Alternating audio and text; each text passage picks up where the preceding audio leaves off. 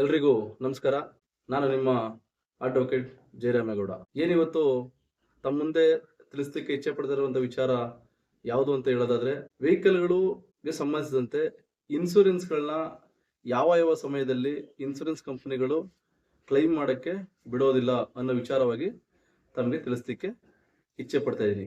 ಇನ್ನು ಯಾರು ನಮ್ಮ ಚಾನಲ್‌ಗೆ ಸಬ್ಸ್ಕ್ರೈಬ್ ಆಗಿಲ್ಲ ಅಂತ ಹೇಳಿದ್ರೆ, ಬೇಗ ಬೇಗ ಸಬ್ಸ್ಕ್ರೈಬ್ ಆಗಿ ನಮ್ಮ ವಿಡಿಯೋನ ಪೂರ್ತಿಯಾಗಿ ನೋಡಿದ ನಂತರ ನಿಮಗೆ ಸರಿ ಅನಿಸಿದ್ರೆ ಲೈಕ್ ಮಾಡಿ.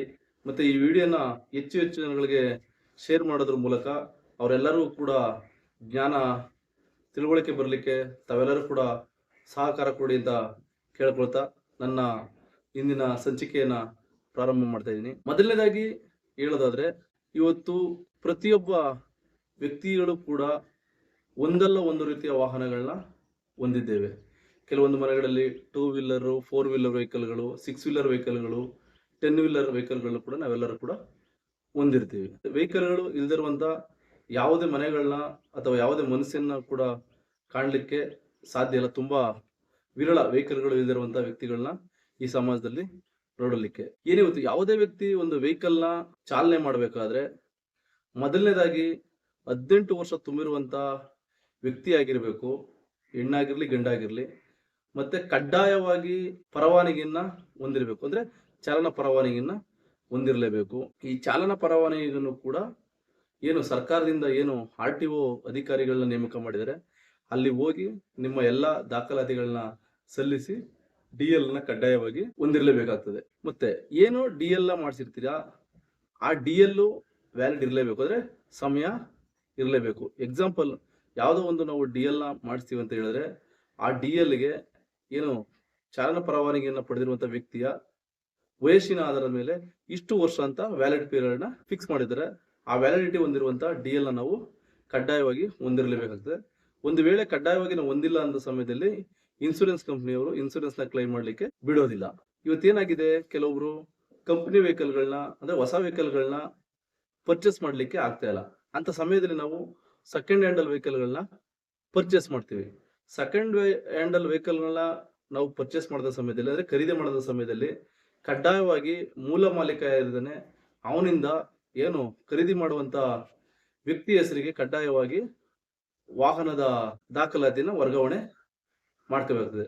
ಒಂದು ವೇಳೆ ನಾವು ಪರ್ಚೇಸ್ ಮಾಡುವಂತ ವಾಹನದ ದಾಖಲಾತಿಗಳನ್ನ ನಾವು ನಮ್ಮ ಹೆಸರಿಗೆ ಬದಲಾವಣೆ ಮಾಡ್ಕೊಂಡಿಲ್ಲ ಅಂತ ಸಮಯದಲ್ಲಿ, ಒಂದು ವೇಳೆ ಅಂತ ಸಮಯದಲ್ಲಿ ಅಚಾತುರ್ಯಗಳು ಸಂಭವಿಸಿ, ಅವಘಡಗಳು ಸಂಭವಿಸಿ, ಅಪಘಾತಗಳು ಸಂಭವಿಸಿದ ಸಮಯದಲ್ಲಿ ಇನ್ಶೂರೆನ್ಸ್ ಕಂಪನಿಯವರು ಇನ್ಶೂರೆನ್ಸ್ ನ ಕ್ಲೈಮ್ ಮಾಡಕ್ಕೆ ಬಿಡೋದಿಲ್ಲ. ಮತ್ತೆ ಮುಂದುವರೆದು ಕೆಲವೊಬ್ರು ಏನ್ ಮಾಡ್ತಾರೆ ಅಂತ ಹೇಳಿದ್ರೆ, ವೆಹಿಕಲ್ ನ ಎಲ್ಲಾ ದಾಖಲಾತಿಗಳನ್ನ ಟ್ರಾನ್ಸ್ಫರ್ ಮಾಡ್ಕೊಂಡಿದ್ದಾರೆ, ಇನ್ಶೂರೆನ್ಸ್ ನ ಮೂಲ ಮಾಲೀಕನಿಂದ ಈಗ ಹೊಸದಾಗಿ ಖರೀದಿ ಮಾಡಿರುವಂತ ಮಾಲೀಕನ ಹೆಸರಿಗೆ ವರ್ಗಾವಣೆ ಮಾಡ್ಕೊಂಡಿಲ್ಲ. ಅಂತ ಸಮಯದಲ್ಲೂ ಕೂಡ ನಾವು ಇನ್ಶೂರೆನ್ಸ್ ನ ಕ್ಲೈಮ್ ಮಾಡಕ್ ಬರೋದಿಲ್ಲ. ಅಂದ್ರೆ ನಾವೇನಾದ್ರೂ ಅಪಘಾತವಾಗಿ ಸಂಭವಿಸಿ ಅನಾಹುತಗಳು ಸಂಭವಿಸಿದ ಸಮಯದಲ್ಲಿ ಇನ್ಶೂರೆನ್ಸ್ ಕಂಪನಿಯವರು ಇನ್ಶೂರೆನ್ಸ್ ನ ಕ್ಲೈಮ್ ಮಾಡಕ್ಕೆ ಬಿಡೋದಿಲ್ಲ.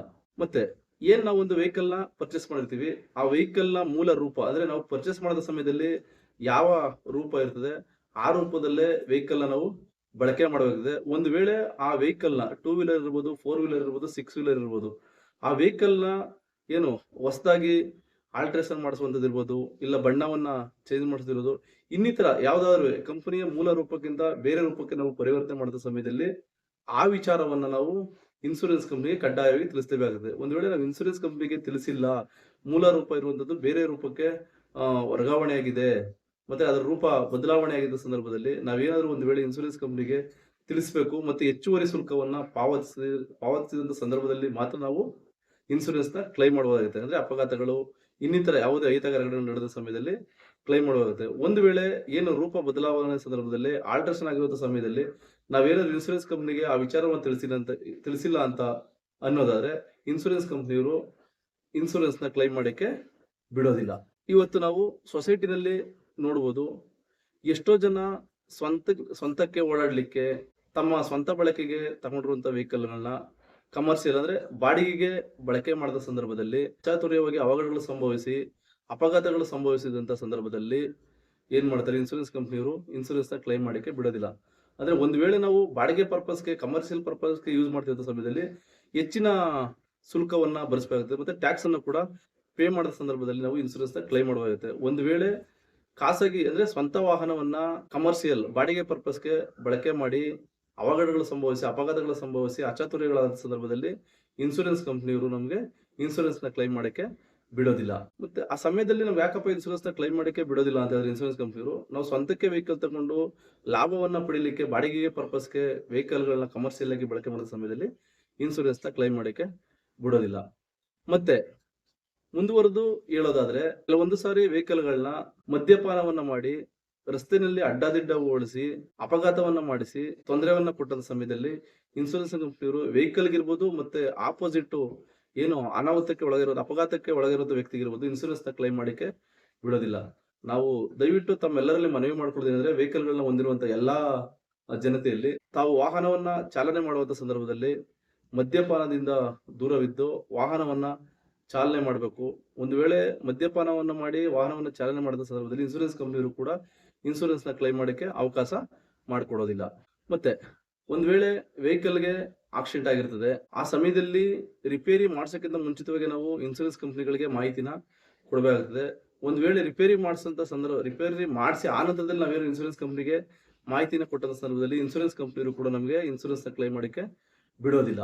ಮತ್ತೆ ಯಾವುದೇ ಒಂದು ವೆಹಿಕಲ್ಲು ಅಂದ್ರೆ ವಾಹನ ಆಕ್ಸಿಡೆಂಟ್ ಆದ ಕನಿಷ್ಠ ಪಕ್ಷ 48 ಗಂಟೆಯಿಂದ 72 ಗಂಟೆ ಒಳಗಡೆ ನಾವು ಇನ್ಶೂರೆನ್ಸ್ ಕಂಪನಿಗೆ ಮಾಹಿತಿನ ಕಡ್ಡಾಯವಾಗಿ ಕೊಡ್ಲೇಬೇಕು. ಒಂದು ವೇಳೆ 48 ಗಂಟೆಯಿಂದ 72 ಗಂಟೆ ಒಳಗಡೆ ನಾವು ಮಾಹಿತಿನ ಕೊಟ್ಟಿಲ್ಲ ಅಂತ ಸಂದರ್ಭದಲ್ಲಿ ಕೂಡ ಇನ್ಶೂರೆನ್ಸ್ ಕಂಪನಿಗಳು ನಮಗೆ ಕೊಡುವಂತ ಇನ್ಶೂರೆನ್ಸ್‌ನ ಅಂದ್ರೆ ವಿಮಾ ಹಣವನ್ನ ಕೊಡ್ಲಿಕ್ಕೆ ಅವರು ಮುಂದೆ ಬರೋದಿಲ್ಲ. ವೆಹಿಕಲ್ಲು ರಸ್ತೆಯಲ್ಲಿ ಅಪಘಾತವಾಗಿರ್ತದೆ.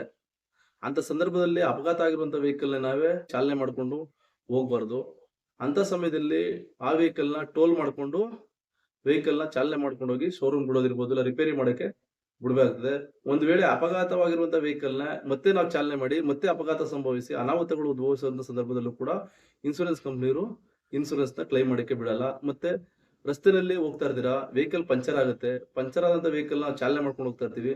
ಅಂತ ಸಮಯದಲ್ಲಿ ಅಪಘಾತ ಸಂಭವಿಸಿದ್ರು ಕೂಡ ಅಂತ ಸಮಯದಲ್ಲಿ ಅವರು ಇನ್ಶೂರೆನ್ಸ್‌ನ ಕ್ಲೈಮ್ ಮಾಡಕ್ಕೆ ಬಿಡೋದಿಲ್ಲ. ಮತ್ತೆ ಏನು ಮಳೆಗಾಲದಲ್ಲಿ ಹೆಚ್ಚು ಮಳೆ ಬೀಳ್ತಾ ಇರ್ತದೆ. ರಸ್ತೆನಲ್ಲಿ ನೀರು ತುಂಬಿರ್ತದೆ. ಅಂತ ಸಮಯದಲ್ಲಿ ವೆಹಿಕಲ್‌ಗಳು ಅರ್ಧಕ್ಕಿಂತ ಹೆಚ್ಚು ಭಾಗ ನೀರಿನಲ್ಲಿ ಮುಳುಗಡೆ ಆಗಿರ್ತವೆ. ಅಂತ ಸಮಯದಲ್ಲಿ ಅದನ್ನು ಕೂಡ ಗೊತ್ತಿದ್ರು ಕೂಡ ನಾವು ಅಂತ ಸಮಯದಲ್ಲಿ ಚಾಲನೆ ಮಾಡ್ಕೊಂಡು ಹೋದ ಸಂದರ್ಭದಲ್ಲಿ ಸಮಸ್ಯೆಗಳು, ಅಪಘಾತಗಳು ಸಂಭವಿಸಿ ಅನಾಹುತಗಳು ಸಂಭವಿಸಿದ ಸಂದರ್ಭದಲ್ಲಿ ಇನ್ಶೂರೆನ್ಸ್ ಕಂಪನಿಯವರು ನಮಗೆ ವೆಹಿಕಲ್‌ಗೆ ಇನ್ಶೂರೆನ್ಸ್‌ನ ಕ್ಲೈಮ್ ಮಾಡಕ್ಕೆ ಬಿಡೋದಿಲ್ಲ. ವೆಹಿಕಲ್‌ಗಿರ್ಬೋದು, ವ್ಯಕ್ತಿಗಿರ್ಬೋದು ಕ್ಲೈಮ್ ಮಾಡಕ್ಕೆ ಬಿಡೋದಿಲ್ಲ. ಅಂದ್ರೆ ನಮಗೆ ವಿಚಾರ ಗೊತ್ತಿದ್ರು ಕೂಡ ನಾವು ತಪ್ಪನ್ನ ಮಾಡದ ಸಂದರ್ಭದಲ್ಲಿ ಇನ್ಶೂರೆನ್ಸ್ ಕಂಪನಿಯವರು ನಮಗೆ ಇನ್ಶೂರೆನ್ಸ್‌ನ ಕ್ಲೈಮ್ ಮಾಡಕ್ಕೆ ಬಿಡೋದಿಲ್ಲ. ಮತ್ತೆ ಕೆಲವೊಂದ್ ಸರಿ ನಾವು ವೆಹಿಕಲ್‌ಗಳನ್ನ ನೋ ಪಾರ್ಕಿಂಗ್ ಪ್ಲೇಸ್ ಅಲ್ಲಿ ನಿಲ್ಲಿಸಿರ್ತೀವಿ. ಆ ನೋ ಪಾರ್ಕಿಂಗ್ ಪ್ಲೇಸ್ ಇಂದ ಯಾರೋ ಕಳ್ಳತನ ಮಾಡ್ಕೊಂಡು ಹೋಗ್ತಾರೆ, ಇಲ್ಲ ಡ್ಯಾಮೇಜ್ ಮಾಡ್ಬಿಟ್ಟು ಹೋಗ್ತಾರೆ, ಇಲ್ಲ ಏನೋ ಇನ್ನಿತರ ಅನಾಹುತಗಳನ್ನ ಮಾಡ್ತಾರೆ. ಅಂತ ಸಮಯದಲ್ಲೂ ಕೂಡ ಇನ್ಶೂರೆನ್ಸ್ ಕಂಪನಿಯವರು ನಮಗೆ ಇನ್ಶೂರೆನ್ಸ್‌ನ ಕ್ಲೈಮ್ ಮಾಡಕ್ಕೆ ಬಿಡೋದಿಲ್ಲ. ಮತ್ತೆ ಈಗ ನಾನು ಏನು ಹೇಳಿದೆ ವೆಹಿಕಲ್‌ಗಳಿಗೆ ನಾವು ಇನ್ಶೂರೆನ್ಸ್‌ನ ಕಡ್ಡಾಯವಾಗಿ ಮಾಡಿಸಲೇಬೇಕು. ಒಂದು ವೇಳೆ ನಾವು ಮಾಡಿಸಿರುವಂತ ಇನ್ಶೂರೆನ್ಸ್‌ಗೆ ಆದಂತ ಅನಾಹುತಗಳಿಗೆ ಇನ್ಶೂರೆನ್ಸ್‌ನ ಕ್ಲೈಮ್ ಮಾಡಬೇಕು, ಇಲ್ಲಾಂದ್ರೆ ವಿಮೆ ಮೊತ್ತವನ್ನ ಪಡ್ಕೊಳ್ಬೇಕು ಅಂತ ಹೇಳಿದ್ರೆ ಕೆಲವೊಂದು ಟರ್ಮ್ಸ್ ಅಂಡ್ ಕಂಡೀಷನ್‌ಗಳನ್ನ ಇನ್ಶೂರೆನ್ಸ್ ಕಂಪನಿಯವರು ಕೊಟ್ಟಿರ್ತಾರೆ. ಆ ಎಲ್ಲಾ ಕಂಡೀಷನ್‌ಗಳನ್ನ ನಾವು ಫಾಲೋ ಮಾಡಲೇಬೇಕಾಗುತ್ತೆ. ಒಂದು ವೇಳೆ ನಾವು ಫಾಲೋ ಮಾಡಲಿಲ್ಲ ಅಂದಂತ ಸಂದರ್ಭದಲ್ಲಿ ಇನ್ಶೂರೆನ್ಸ್ ಕಂಪನಿಯವರು ನಮಗೆ ಇನ್ಶೂರೆನ್ಸ್‌ನ ಕ್ಲೈಮ್ ಮಾಡಕ್ಕೆ ಬಿಡೋದಿಲ್ಲ.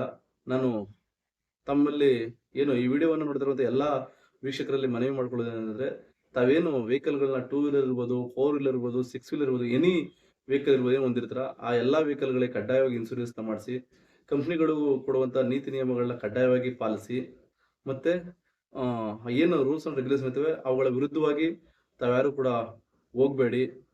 ಮತ್ತೆ ವಿಮಾ ಕಂಪನಿಯ ಎಲ್ಲಾ ಸವಲತ್ತುಗಳನ್ನ ನಾವು ಪಡ್ಕೊಳ್ಬೇಕು ಅಂದ್ರೆ ನಾವು ವಿಮಾ ಕಂಪನಿಯ ಎಲ್ಲಾ ನಿಯಮಗಳಿಗೆ ಬದ್ಧರಾಗಿರ್ಬೇಕು ಅಂತ ಹೇಳ್ತೀನಿ. ಕಡ್ಡಾಯವಾಗಿ ವೆಹಿಕಲ್‌ಗಳನ್ನ ಇಟ್ಕೊಂಡಿರುವಂತ ವ್ಯಕ್ತಿಗಳು ಇನ್ಶೂರೆನ್ಸ್‌ಗಳನ್ನ ಕಡ್ಡಾಯವಾಗಿ ಮಾಡಿಸಿ, ಡಿಎಲ್ ಅನ್ನ ಕಡ್ಡಾಯವಾಗಿ ಹೊಂದಿರಿ. ಮತ್ತೆ 18 ವರ್ಷಕ್ಕಿಂತ ಮೇಲ್ಪಟ್ಟಂತವರು ವಾಹನವನ್ನ ಚಾಲನೆ ಮಾಡ್ಬೇಕಾದ್ರೆ ಡಿಎಲ್‌ನ ಕಂಪಲ್ಸರಿ ಹೊಂದಿರಲೇಬೇಕಾಗುತ್ತದೆ. ವೆಹಿಕಲ್ ಇನ್ಶೂರೆನ್ಸ್‌ಗಳನ್ನ ಕಂಟಿನ್ಯೂಸ್ಲಿ ಇಟ್ಕೊಂಡಿರ್ಬೇಕಾಗುತ್ತದೆ. ಒಂದು ವೇಳೆ ಈ ಎಲ್ಲಾ ಟರ್ಮ್ಸ್ ಅಂಡ್ ಕಂಡೀಷನ್‌ಗಳನ್ನ ನಾವು ವೈಲೇಷನ್ ಮಾಡಿದ ಸಂದರ್ಭದಲ್ಲಿ ಇನ್ಶೂರೆನ್ಸ್ ಕಂಪನಿಯವರು ನಮಗೆ ಇನ್ಶೂರೆನ್ಸ್‌ನ ಕ್ಲೈಮ್ ಮಾಡಕ್ಕೆ ಬಿಡೋದಿಲ್ಲ. ಒಂದು ವೇಳೆ ಇನ್ಶೂರೆನ್ಸ್ ಕಂಪನಿಯವರು ನಮಗೆ ಕ್ಲೈಮ್ ಮಾಡಕ್ಕೆ ಬಿಟ್ಟಿಲ್ಲ ಅಂತ ಹೇಳಿದ್ರೆ ಅಪಘಾತ ಸಂಭವಿಸಿ ಎದುರುಗಡೆ ಇರುವಂತ ವ್ಯಕ್ತಿ ಮರಣ ಹೊಂದಿದಂತ ಸಂದರ್ಭ ಇರ್ಬೋದು, ಇಲ್ಲ ಅಪಘಾತಕ್ಕೆ ಒಳಗಾಗಿ ಅಂಗವಿಕಲತೆಗೆ ಒಳಗಾದಂತ ಸಂದರ್ಭದಲ್ಲಿ ನಾವೇನ್ ಮಾಡಬೇಕಾಗುತ್ತೆ ಇನ್ಶೂರೆನ್ಸ್ ಇಲ್ಲ ಅಂತ ಹೇಳಿದ್ರೆ ಅಂದ್ರೆ ಇನ್ಶೂರೆನ್ಸ್ ಕಂಪನಿ ಕೊಟ್ಟಿರುವಂತ ನೀತಿ ನಿಯಮಗಳನ್ನ ವೈಲೇಷನ್ ಮಾಡಿದ ಸಂದರ್ಭದಲ್ಲಿ ನಾವು ನಮ್ಮ ಜೀವಿತಾವಧಿಯಲ್ಲಿ ದುಡಿದಂತ ಹಣವನ್ನ ಎದುರುಗಡೆ ಯಾರು ಅಪಘಾತಕ್ಕೆ ಒಳಗಾಗಿರ್ತಾರೆ ಅಂತ ವ್ಯಕ್ತಿಗಳಿಗೆ ನಾವು ದುಡ್ದು ಕೊಡಬೇಕಾಗುತ್ತೆ. ಇದರಿಂದ ನಾವು ದೂರ ಇರಬೇಕು ಅಂತ ಹೇಳಿದ್ರೆ ಇನ್ಶೂರೆನ್ಸ್‌ನ ಮಾಡಿಸಿ ಕಡ್ಡಾಯವಾಗಿ ರಸ್ತೆ ನಿಯಮಗಳನ್ನ ಪಾಲಿಸಿ ಅಂತ ಹೇಳಿ ಇಂದಿನ ಸಂಚಿಕೆಯನ್ನ ಮುಗಿಸ್ತಾ ಇದ್ದೀನಿ. ಏನು ಇಲ್ಲಿವರೆಗೂ ಹೇಳಿದ ವಿಚಾರ ತಮ್ಗೆ ಇಷ್ಟ ಆಗಿದ್ರೆ ಈ ವಿಚಾರಕ್ಕೆ ಅಂದ್ರೆ ಈ ವಿಡಿಯೋಗೆ ಲೈಕ್ ಕೊಡಿ, ಶೇರ್ ಮಾಡಿ, ಮತ್ತೆ ನಮ್ಮ ಚಾನಲ್ನ ಸಬ್ಸ್ಕ್ರೈಬ್ ಆಗಿಲ್ಲ ಅಂದ್ರೆ ಬೇಗ ಬೇಗ ಸಬ್ಸ್ಕ್ರೈಬ್ ಆಗಿ. ನೀವು ಸಬ್ಸ್ಕ್ರೈಬ್ ಆಗೋದ್ರಿಂದ ಇನ್ನೂ ಹೆಚ್ಚಿನ ವಿಡಿಯೋಗಳನ್ನ ನಿಮಗೆ ಏನು ನಾವು ಹಾಕ್ತಂಥ ವಿಡಿಯೋಗಳು ಕ್ಷಣ ಮಾತ್ರದಲ್ಲಿ ನಿಮ್ಮ ಅಂಗೈಲಿರುವಂಥ ಮೊಬೈಲ್ಗೆ ಬಂದು ತಲುಪ್ತವೆ ಅಂತ ಹೇಳ್ತಾ ಇಂದಿನ ಸಂಚಿಕೆಯನ್ನ ಮುಗಿಸ್ತಾ ಇದ್ದೀನಿ. ಮುಂದಿನ ಸಂಚಿಕೆಯಲ್ಲಿ ಮತ್ತೊಂದು ಹೊಸ ವಿಡಿಯೋ ಜೊತೆಗೆ ತಮ್ಮ ಮುಂದೆ ಬರ್ತೀನಿ ಅಂತ ಹೇಳ್ತಾ ಇಂದಿನ ಸಂಚಿಕೆಯನ್ನು ಮುಗಿಸ್ತಾ ಇದ್ದೀನಿ. ಎಲ್ರಿಗೂ ಮತ್ತೊಮ್ಮೆ ಧನ್ಯವಾದಗಳು.